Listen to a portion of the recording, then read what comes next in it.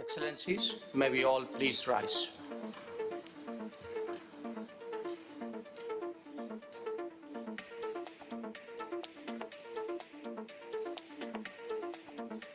भारत के विदेश मंत्री एस जयशंकर के आग्रह पर अचानक सभी विदेश मंत्री खड़े क्यों हो गए, आइए जानते हैं। दरअसल G20 मीटिंग के दौरान सभी विदेश मंत्री मौजूद थे।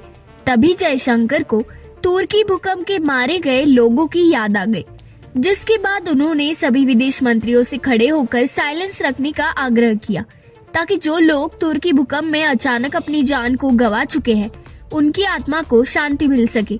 इसी वजह से सभी विदेश मंत्री खड़े होकर तुर्की के मासूमों के प्रति शांति प्रार्थना करते हुए नजर आ रहे हैं, जैसा कि आप वीडियो में देख सकते हैं। इससे पहले यूएन में भी साइलेंस रखी गई थी, ताकि यूक्रेन में मारे गए मासूमों की आत्मा को शांति मिल सके, लेकिन वहाँ साइलेंस रूस ने बीच में ही तोड़ दिया था। आइए जरा देखते हैं कि आखिर हुआ क्या था। कुछ दिनों पहले ही संयुक्त राष्ट्र आम सभा में यूक्रेन से जुड़ा एक प्रस्ताव लाया गया, जिस दौरान यूएन की कार्यवाही चल रही थी। उस दौरान यूक्रेन के रक्षा मंत्री कुलेबा ने हमले में मारे गए लोगों के लिए 1 मिनट का मौन रखने की गुजारिश की। इसके बाद यूएन में रूस के प्रतिनिधि ने बयान देने के लिए वक्त मांगा। रूस के प्रतिनिधि ने साइलेंस को बीच में ही तोड़ते हुए अपना बयान जारी कर दिया। हालांकि उसके बाद उन्होंने फिर से मौन रखने का आग्रह करते हुए एक बात कही। उन्होंने कहा, हम लोग 2014 की शुरुआत से यूक्रेन में जो कुछ हुआ उसे लेकर उसमें मारे गए सभी लोगों की याद में मौन रखने के लिए खड़े हो रहे हैं। हर जिंदगी कीमती है, इसलिए हम हर उस व्यक्ति की याद में मौन रख रहे हैं।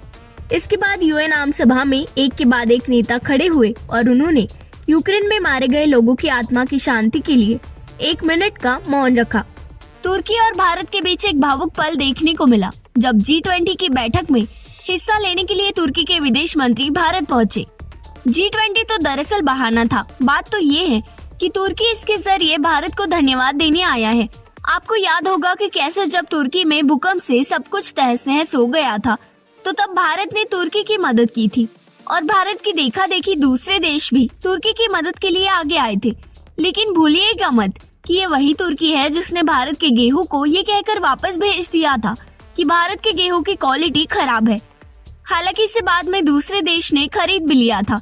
बात दरअसल यही है कि तुर्की भारत से अपने पहले के किए गए बर्ताव के लिए माफी मांगने आया है और भारत ने भूकंप के दौरान उसकी जो मदद की थी उसके लिए धन्यवाद कहने आया है। तो भारत ने तुर्की का खुली बातों से भव्य स्वागत किया। इसके साथ ही G20 विदेश मंत्रियों की बैठक की शुरुआत करने से पहले तुर्की और सीरिया में हाल ही में आए भूकंपों में जान गंवाने वाले लोगों के लिए 1 मिनट का मौन रखा गया। इस बैठक में शामिल हो रही इटली की प्रधानमंत्री जियोर्जिया मेलोनी, फ्रांस की विदेश मंत्री कैथरीन कोलोना, रूसी विदेश मंत्री सर्गेई लावरोव, यूके के विदेश सचिव जेम्स क्लेवरली, अमेरिकी विदेश मंत्री एंटनी ब्लिंकन और सऊदी विदेश मंत्री प्रिंस फैसल बिन का स्वागत किया गया। बता दें कि G20 समिट भारत की अध्यक्षता में G20 विदेश मंत्रियों की औपचारिक बैठक आज से नई दिल्ली में शुरू हो गई है। विदेश मंत्री एस जयशंकर G20 विदेश मंत्रियों की बैठक के 2 सत्रों की अध्यक्षता करेंगे। दुनिया के कई शक्तिशाली देशों के नेता दिल्ली पहुंचे। जयशंकर ने अब तक आ चुके अधिकारियों का स्वागत किया। वहीं आज सुबह यानी गुरुवार को स्पेन, चीन और सऊदी अरब के विदेश मंत्री दिल्ली पहुंचे। तो वहीं रूस यूक्रेन युद्ध के बीच ये बैठक काफी अहम मानी जा रही है। पूरी दुनिया को उम्मीद है कि भारत इस युद्ध को रुकवा सकता है। साथ ही इस सत्र के हंगामेदार रहने के अनुमान लगातार लगाए जा रहे हैं, क्योंकि रूस यूक्रेन युद्ध के बीच अमेरिका और रूस आमने सामने होंगे। चीनी विदेश मंत्री किन गैंग भी G20 कार्यक्रम में शामिल होंगे। बता दें कि इस बैठक में भारतीय समकक्ष एस जयशंकर के साथ अपनी पहली द्विपक्षीय बैठक करने की उम्मीद है। चीनी विदेश मंत्रालय ने कहा कि बीजिंग ये सुनिश्चित करने के लिए सभी पक्षों के साथ काम करने के लिए तैयार है कि G20 की बैठक बहुपक्षवाद, खाद्य और ऊर्जा सुरक्षा और विकास सहयोग पर सकारात्मक संकेत देगी। बता दें कि ये पिछले साल दिसंबर में वांग यी के विदेश मंत्री बनने के बाद की इनकी पहली भारत यात्रा है। फिलहाल इस वीडियो में सिर्फ इतना ही, लेकिन कमेंट बॉक्स में जरूर बताइएगा कि तुर्की और भारत के रिश्तों को लेकर आपकी क्या राय है। साथ ही साथ वीडियो को लाइक करना और चैनल को सब्सक्राइब करना बिल्कुल मत भूलिए।